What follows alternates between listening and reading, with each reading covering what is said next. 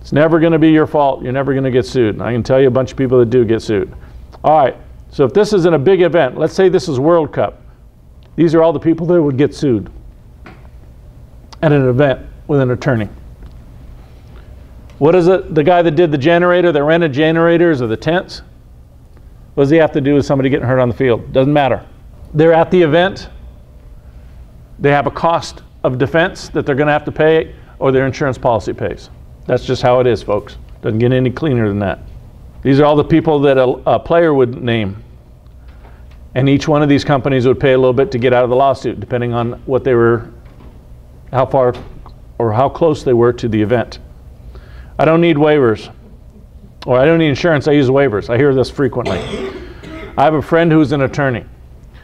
Waiver is a piece of paper that helps the insurance company or the attorney defend you. If you do not have a signed waiver, you have no defense to say that you warned this person that there is a risk of injury. The law offices of We Screw You Harder and More are always available for no charge. The attorneys don't get paid unless they get something out of you. Attorneys are like snakes. They're going to hit you when you least expect it. And believe me, they don't care. You might be up a tree one day if you don't do things right. All right, so what does field insurance cover? It's going to give you general liability for the negligence of the owners, officers, employees, volunteers of the company that's named on the insurance policy. It'll provide accident medical coverage for the participants. It's usually excess if they have their own insurance. Property coverage is additional, and that's going to cover all the contents that you have at the field: guns, generators, computers, everything that you'd have in the building. Also covers loss of income in case a fire comes through, burns everything. You're leasing the building. You do not own it. All right, so if this guy starts a fire, he's welding, and the dirty rags, oily rags catch on fire. He's building some rack in the back to hold guns, whatever. Catches on fire, the building catches on fire. Your liability policy would cover up to the property damage limit, usually $100,000 up to $300,000. So it would cover the structure of the building itself up to that limit. Contents coverage covers the contents inside the building that you would own if you're leasing. So when you lease a building, it's empty. Everything you bring in that building, you put on that insurance policy, it covers. Contents and property is under one. Property could cover building, could cover contents, could cover business income. Property's up top, that's the general description. All right, here's all the different types of coverages that a field insurance should have. You should have the general liability, the excess accident medical to cover the players, workers' comp, property coverage for your assets, loss of business income in case something happens, commercial auto if you use your vehicle in business.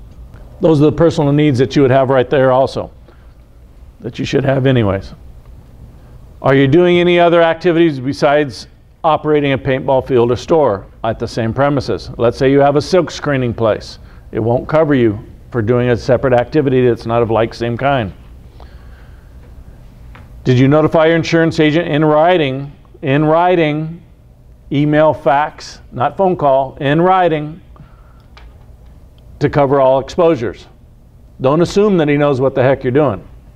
Most insurance agents don't know anything about paintball. I can tell you that right now. Do you have different business names under a corporation or LLC? Are they listed on your application for insurance? Is your website's multiple domain names listed on your application? If you are ABC Paintball LLC, doing business as Larry's Famous Paintball Park, that should be on the application. If you do not put Larry's Famous Paintball Park, that entity gets sued. There'll be no defense coverage. If it's not listed, it's not on the application, there's no coverage. If your website is playpaintball.com and it's not listed on the application, and I have Larry's Fantastic Paintball Park as the name of the business, there will be no coverage. It's not listed. So if you have multiple websites, you list them all. Any name that you do business as, you list them all. You put it on the application when you turn it into your agent. If the agent does not put it on the policy correctly, that's his fault. You listed it. You disclosed it. You didn't hide it. You have coverage. Remember, if it's in writing, it exists. If you submit it to the agent and he did it wrong, that's his fault. His errors and omissions insurance will pick it up. Yes, sir. In your opinion, it's easy. Most of them do because it's easier. After they've been in business a while, they'll usually go to subchapter S, take all the income and the depreciation. You go out there? No. We take a look at a website, we take a look at pictures, we'll take a look at their diagram and tell them what adjustments they might need to make. I have gone out and set up 40, 50 different parks nationwide from ground floor and help them build up. But usually people have already done it, and then they get to a point where they, oh my God, I got to get insurance. Do you do off-premise events, shooting booths, trade shows, carnivals, or fairs? That's not covered under the policy. That's an endorsement. So don't think there's coverage for that. Always ask your insurance agent, get it in writing. If he says it's covered, fine. Can you send me an email saying that that event is covered? Can you give me an email saying that that rock climbing wall that we're having at the tournament is covered? Can you give it to me in writing that says that the toilets are covered? If it's in writing, it exists. Do you notify your agent each time to add the coverage for the event? If you have a special event, do you call them and tell them? You got to keep your insurance agent in the loop, folks. Otherwise, you're going to be finding yourself possibly without coverage. Do you have your property insured, such as rental guns, compressors? Do you have loss of income coverage? Do you have workers' comp for your employees? Do you ever operate at a different location? If you think for a second that you can call them 1099 subcontractors, you have a whole new thing coming. It's called the IRS and Department of Labor. If you tell them what to do, what time to show up, what to wear, they are an employee. If you want to call them a subcontractor so you don't pay taxes, that's fine.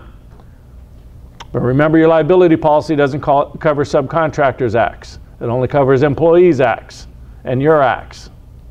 If you want to get caught from the IRS and the Department of Labor for back taxes and go to jail with Bubba because you didn't want to pay taxes, that's your choice. But it is happening all across the United States in the entertainment world. Do it right. Run your business as a business. Pay the expenses to be a business owner. You sleep good. Pay your taxes. The fallout from all these people that did not do it correctly is huge. Hundreds of thousands of dollars of fines, and they come take everything you have and you can't hide. All right, if you ever operate from a different location, make sure that you notify your agent, and we can even endorse the policy to cover that. Store insurance, how many people own stores here? 3. Okay, good. Same thing, liability covers the negligence. It'll give you product liability for the products that you sell. A lot of the companies that make paintball products now don't have product liability, so it ends up on you.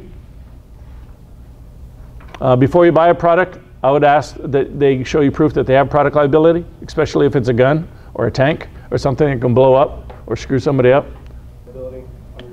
I'd ask every single manufacturer out there, and I wouldn't deal with one that didn't, because if something goes wrong with it, your butt's on the line. They name you first, and if they have the product liability, their product liability will pick up. If they don't want to carry product liability, they're kind of operating without insurance. And do you want to deal with a company that doesn't have insurance? Property coverage is additional. Make sure that you have that included in it if you have a store, because everything you put into your life to get that product, if you paid for it, and it comes up missing, you would be hurting without it. Waivers. I just copied one off the internet. Don't be stupid. Don't copy somebody else's mistake. That's what everybody does in this industry. They piggyback off of what they find from their competitors' websites. Has your attorney reviewed your waiver? Give them copies or 2 or 3 different ones and let them apply the rules to that state to your waiver. Do not use somebody else's waiver. Every state has its own laws, what you can and can't have on it. Do you have assumption of risk wording included in it? That's important. Do you have waiver saying that waiver is good for multiple visits? If you get one that says that it's good for Johnny to come play this Saturday, and Johnny sneaks out of the house next Saturday and comes on out Mom didn't give him permission and a signed waiver for multiple visits, you are screwed. How about these waivers? I'm sorry. Digital waivers are acceptable. There's got to be some documentation involved. Because of the issues that have gone on with waivers, we built it into our program where we have digital waivers signed. They can sign it on their iPad. Use their IP address of the person that's signing it, along with their information. So if it's an adult, based on the date of birth, we have to have their driver's license number. They can sign it right there on their iPad, their phone, or they can do it on your touch screen. They can do it at home and set it in. And included in ours is the accident medical coverage that covers and play anywhere. And it's part of a database and all kinds of stuff. That's a separate subject. I'm not here to talk about that, but you can come by and I'll show you what we do at our booth. While we're on waivers, I'm sorry. Yes. Where are you going so I can play? The stuff with the blind people has opened my eyes to all of that, and you should have it available. I have Google Translate on my website. Okay. It's free. How do you ensure that the translation is correct? It doesn't do it just perfect, because I did one in German. They told me that's not how you say that. The translation's not going to be perfect. You get somebody that can speak the language and translate or verify the information, especially like a waiver. And there's so many people speak so many different languages here in the United States. You can get any friggin' language done. Good point. Okay. Does your waiver have clear areas for completion of the name, address, phone, email, and date of birth? Why? Because in case this person gets hurt, we need to know how to get a hold of them again, because they've just left. Does your waiver have parental information area if the player's a minor? Do you have to collect the information on the parent? Name, address, phone number, how to get a hold of them. Do you use a medical permission form? If a minor gets injured at your facility, you cannot administer or authorize first aid treatment unless there is signed permission from their parent. Do you have a new waiver signed each time they visit? The best defense is multiple waivers. Do you have to do it? No, the insurance industry's adopted that it's a pain in the butt for you guys. But I can tell you on the 2 court cases that we were involved with, there was at least 7 or 8 waivers at each time, and the judge said, which time didn't you understand the safety rules or the dangers of this waiver? And the field owner won.